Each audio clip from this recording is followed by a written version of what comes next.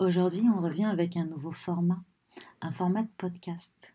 Et pour ce premier podcast, on avait envie de vous parler de la gratitude. En faisant nos petites recherches, on s'est rendu compte qu'il y avait beaucoup d'études aujourd'hui qui parlaient de la gratitude et de son impact positif sur notre santé psychique et physique. On s'est dit que c'était le moment idéal pour en parler. Alors, quand on parle de gratitude, ici, on ne parle pas de la simple pensée positive, qui, elle, est très à la mode déjà depuis quelques temps et qui peut parfois devenir une vraie dictature. Non, la gratitude, elle va bien au-delà de ça. C'est quelque chose qui part du cœur, c'est quelque chose qui se vit à l'intérieur de soi, dans ses tripes. C'est un vrai entraînement, un reconditionnement pour nos esprits qui sont bien plus habitués à se focaliser sur les aspects négatifs de notre existence. Alors on dit que dans sa forme la plus élevée, la gratitude n'est donc pas une pratique, mais plutôt une façon de se sentir reconnaissant. C'est une expérience interne de plénitude et d'expansion dans le cœur. Une expansion qui résulte spontanément de la reconnaissance de l'amour. C'est une expression vivante de notre propre conscience élargie. Ouais, ça peut paraître un peu perché. Lorsque nous comprenons la mécanique vibrationnelle de la gratitude, nous nous rendons compte que c'est l'un des moyens les plus simples et les plus efficaces de vivre un vrai changement en profondeur. Et puis, en y réfléchissant un petit peu, en faisant l'expérience de la gratitude avec Sébastien, on s'est quand même rendu compte qu'elle était souvent soumise à condition.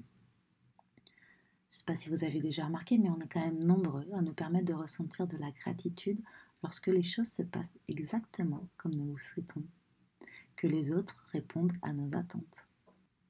Il est alors bien plus facile d'être reconnaissant quand la vie nous offre ce que nous attendons. Mais qu'en est-il lorsque ce n'est pas le cas? Lorsque nous sommes blessés par quelqu'un ou par une situation? Qu'en est-il lorsque nous sommes confrontés à des situations difficiles ou douloureuses? Quel est notre état d'esprit lorsque nous espérions quelque chose qui ne se produit pas? Et c'est alors que nous apprenons que l'expérience de la gratitude, elle se vit dans ses tripes. C'est vraiment l'expansion du cœur et de l'âme. C'est de comprendre qu'on peut être mal à l'aise, triste pour une situation, mais toujours reconnaissant. En s'exerçant, on peut percevoir peu à peu que dans chaque situation inconfortable ou même malheureuse, il y a un enseignement à en tirer, une leçon à apprendre, ou une situation qu'on n'espérait peut-être pas, ou plus, et qui se présente à nous. Je ne sais pas si vous avez déjà remarqué, parfois, on a espéré quelque chose pendant longtemps, on a travaillé dur pour obtenir quelque chose, ou on a prévu un voyage, bref. Et dans cette situation d'ailleurs qu'on est en train de vivre en ce moment avec le confinement, je pense qu'on est nombreux à avoir fait des plans qui ne se réalisent pas en fin de compte. Et du coup, dans ces cas-là, on peut être déçu, frustré, parce que on voulait quelque chose qui ne se produit pas. Et en fin de compte, quelques temps après, on se rend compte qu'il y a quelque chose de mieux qui s'offre à nous. Comme quoi, l'idée c'est vraiment de garder la foi en la vie qui, parfois, souvent, a d'autres projets pour nous. Alors, c'est bien beau tout ça, mais comment on fait concrètement? Alors, dans notre petite lecture, on a trouvé des écrits de Rebecca Shankland. Je ne sais pas si je le prononce bien. Elle est maître de conférences et auteure de psychologie positive. Et elle explique que les personnes qui éprouvent de la gratitude repèrent davantage les événements positifs de leur vie et les retiennent mieux que les personnes moins reconnaissantes. En fait, ce qu'elle explique, c'est qu'elles ont une représentation plus positive de leur environnement social, de leurs conditions de vie. La gratitude, elle a tendance à réduire le matérialisme, la comparaison sociale, et elle augmente l'empathie, ce qui génère des relations de meilleure qualité. C'est plutôt pas mal, non?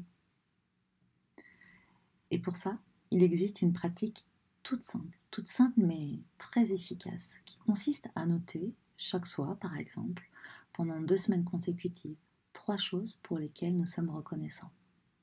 Alors, ça peut parfois paraître difficile, parce qu'encore une fois, on est tellement conditionné à voir le négatif, on est tellement conditionné, par exemple, le soir, à ruminer toutes ces choses qu'on n'a pas faites, qu'on n'a pas dites, qu'on a dites au contraire, ces choses qu'on n'a pas faites correctement, sans jamais pouvoir se rendre compte qu'il y a quelque chose derrière tout ça qu'on peut en tirer.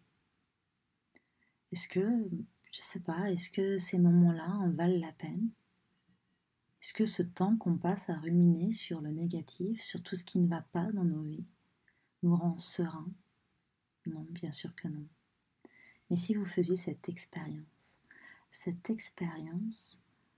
de vous poser un instant, vraiment quelques instants suffisent pour se poser et voir un peu ce qui, dans notre journée, peut faire que nous soyons reconnaissants.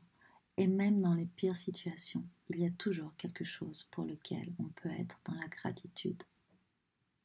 Des petites choses qui peuvent vraiment sembler insignifiantes, ridicules. Chaque repas, chaque rayon de soleil, chaque sourire, une lecture, des mots prononcés par un être cher sont autant de petites choses pour lesquelles nous pouvons être reconnaissants. Et je peux vous assurer que peu à peu, on trouve plus de confort dans cette pratique.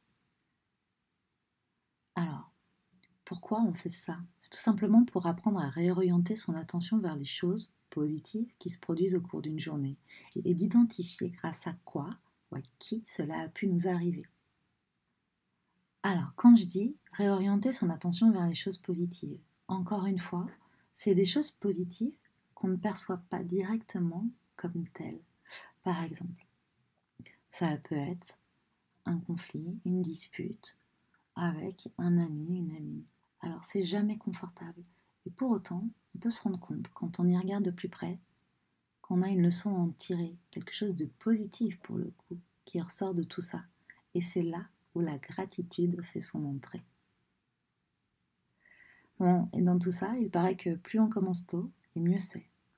Alors, si je peux me permettre de m'adresser à vous, chers parents, si vous profitiez de cette période où vous êtes avec vos enfants pour commencer un petit journal de gratitude, ce serait quand même un merveilleux cadeau que vous pourriez leur offrir. Parce que quand on voit comment on galère parfois en tant qu'adulte à reconditionner ces vieilles habitudes qu'on a, si vous pouviez leur offrir ce trésor, ce bagage, ouais, je crois vraiment que ce serait un cadeau hyper puissant à leur faire. Ce serait leur permettre déjà de partir avec cette clé en main, cette reconnaissance que tout est bon, tout est juste, même quand ça paraît dur.